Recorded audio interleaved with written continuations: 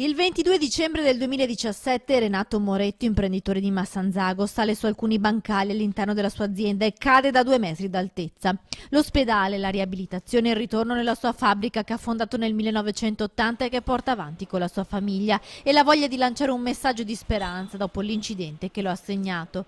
Ad ottobre, guardando le immagini del Veneto messo in ginocchio dal maltempo e i boschi devastati dalle raffiche di vento, ha deciso di donare alla regione un assegno per dare un contributo al sostegno del ripopolamento di 220 ettari di bosco con 90.000 nuovi alberi. 100.000 euro, un assegno che Renato Moretto ha consegnato personalmente al presidente Luca Zaia. Vorrei condividere con gli altri qualcosa di positivo, qualcosa che costruisca il futuro. I boschi, come ho detto prima, hanno il duro compito di generare ossigeno e noi di ossigeno ne abbiamo bisogno. Non solo di ossigeno da respirare, anche di altri, ma sì, l'ossigeno è evidentemente uno degli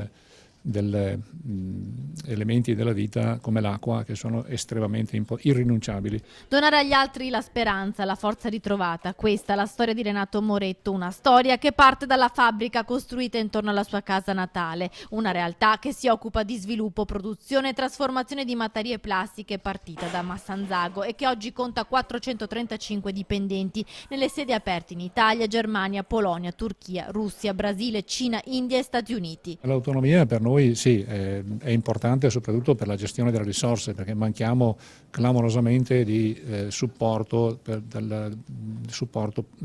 come infrastrutture, siamo veramente deficitari, nonostante la quantità di lavoro che sviluppiamo, la quantità di business, non abbiamo un'infrastruttura adeguata ed è per questo che ci auguriamo, non vogliamo togliere niente a nessuno, però sicuramente il Veneto va accompagnato e sostenuto in modo diverso. Questo è il simbolo di un Veneto che si dà sempre da fare, ha detto Luca Zaia, ringraziando la famiglia Moretto e gli operai. Al momento questa è la somma più ingente ricevuta a sostegno dalle persone dei territori colpiti dal maltempo. È una grande donazione, ringrazio a nome dei 5 milioni di veneti, anche perché questo ci aiuta ancora di più a galoppare verso l'obiettivo che è quello di recuperare queste montagne martoriate, partendo ovviamente dalla ripiantumazione dei boschi e dalla salvaguardia e dal recupero di tutto quello che è stato distrutto.